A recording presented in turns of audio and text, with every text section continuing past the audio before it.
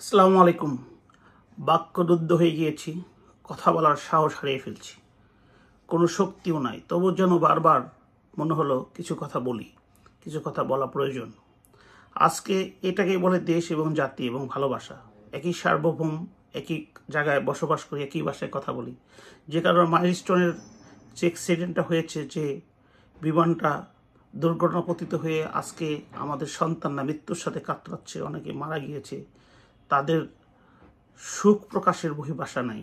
কারণ হচ্ছে আমরা পিতামাতা হারালে ইতিম হয়ে যাই, কিছুদিন পর বলে সহ্য হয়ে যায়। কিন্তু সন্তান যদি কোনো মা বাবা হারায়, সেটা কোনোদিনও সে ভুলতে পারে না। কারণ তারা হচ্ছে বেঁচে থাকার সবচেয়ে বড় হাতিয়ার, উৎস, সবচেয়ে বড় শক্তি। আজকে এই বার্ন ইউনিটে যে চিকিৎসারত, এইখানে আমার অনেকবারই যাওয়া হয়েছে, বিভিন্ন মানুষের গোপনে প্রকাশ্য। অনেক লোক আমাকে কিছু কিছু সহযোগিতাও করেছে, বিভিন্ন মানুষকে সহযোগিতা করার জন্য। বার্ন ইউনিটে যেটি আমি লক্ষ্য করেছি, সেটা দেখেছি যে অন্যান্য হসপিটালের মতো সিঁড়িতে বিভিন্ন জায়গায় রোগী কাতরাচ্ছে, শিশু থেকে আরম্ভ করে বয়স্ক, বিশেষ করে শিশুরা। এবং ওই অ্যাক্সিডেন্টগুলো ম্যাক্সিমাম হতো শীতকালে, পানি গরম করে গোসল করার সময়, গ্যাসের চুলা থেকে পানি নেওয়ার সময়, অথবা চা বানানোর সময়, অথবা কফি বানানোর সময়, অথবা রান্না করার সময় কোনো না কোনোভাবে কাপড়ে বিভিন্নভাবে লাগতো। এবং এই পুরা লোকগুলো তাদের অঙ্গ প্রত্যঙ্গ, বিশেষ করে শিশুদের, এক হয়ে যেত। তবুও আমি বার্ন ইউনিটে যাওয়ার পরে এই যে সিঁড়িতে পাশে, এই যে বেলকুনিতে বিভিন্ন জায়গায় চিকিৎসারত ছিল, তবু তাদের কাছে একটা স্যাটিসফ্যাকশন পেয়েছি। এত কিছুর মধ্যে প্রশংসা করতে শুনেছি। সেই প্রশংসাটা করতে শুনেছি ডাক্তার সামন্তলাল সেনকে। আমি কোনোদিন ওনাকে দেখিনি, ওনার পলিটিক্যাল বক্তব্য কোনোদিন শুনিনি। শুধু টেকনোক্রেট মিনিস্টার পতিত সরকার আমল হয়েছে, তখন দেখেছিলাম যে ওনাকে মিনিস্টার বানানো হয়েছে।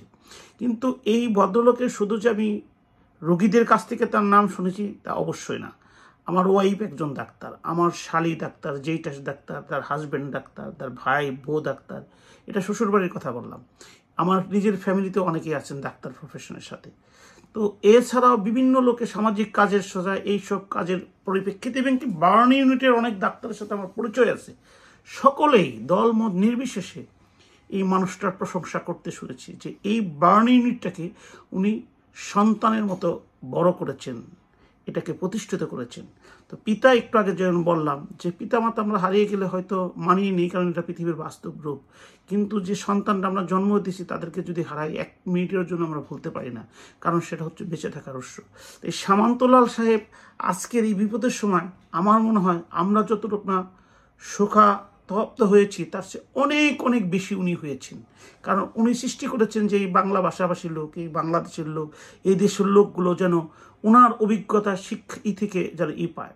আমি ব্যাঙ্গালোরে পড়েছি, আমি ডক্টর দেবী শেঠির অত্যন্ত ক্লোজ, এবং ডক্টর সুন্দর অনেকেও জানেন, আমাদের লয়ার অনেকেও জানেন, নাম বা নাই বললাম।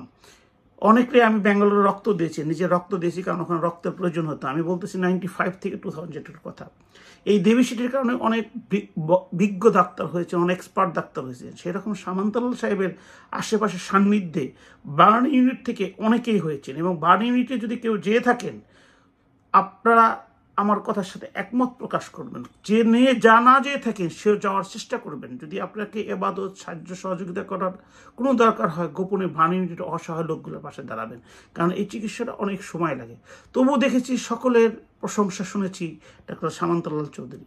আজকের এই বিপদের সময়, এই জাতির শোকস্তব্ধ টাইমে যেন এই লোকটার কথা বারবার আমার মনে পড়ছে। তাই হয়তো আমি ফেসবুকে স্ট্যাটাস দিয়েছি যে এই মুহূর্তে সামন্তলাল সেনের অত্যন্ত দরকার। এবং এও কথা বলেছি যে যারা বার্ন ইউনিটে চাকরিরত আছেন, যারা ডাক্তার, যারা অন্যান্য পেশার সাথে আছেন, তাদের আমার মনে হয় তারা আমার সাথে 100% একমত হবেন। কারণ একজন ডাক্তার যখন রোগী দেখে, যখন পালস দেখে, যখন বুকের মধ্যে হাত দেয়, যখন রোগীকে চিকিৎসা করতে যায়, তখন অ্যাটলিস্ট সে ধর্ম, বর্ণ, রাজনীতি ভুলে যায়। তখন ওই রোগীটার কথাই তার মনে পড়ে। আমি একজন ডাক্তারের হাজব্যান্ড, আমার ওয়াইফ স্কোয়ার ডাক্তার, এনআইসিতে চাকরি করেন, ডাক্তারিতে আছেন। তার সাথে অনেক রোগের, অনেক পেশেন্টের কথা সবসময় শেয়ার করি, তাদের জন্য দুঃখ, তাদের জন্য প্রার্থনা করি। ডাক্তারদের কোনো ধর্ম নাই, ডাক্তারদের কোনো জাত নাই, ডাক্তারদের কোনো দেশ নাই, ডাক্তারদের আছে শুধু মানবতা। আর এটাই হোক ডাক্তারদের মূল ব্রত। সকলে ভালো থাকবেন, দোয়া করি, আল্লাহর কাছে প্রার্থনা করি আমাদের ছোট্ট শিশুরা, আমার সন্তানের মতো যারা, আল্লাহ তুমি তাদেরকে সুস্থ করে দিন, তাদের কষ্ট থেকে তাদেরকে মুক্তি দিন। আসসালামু আলাইকুম।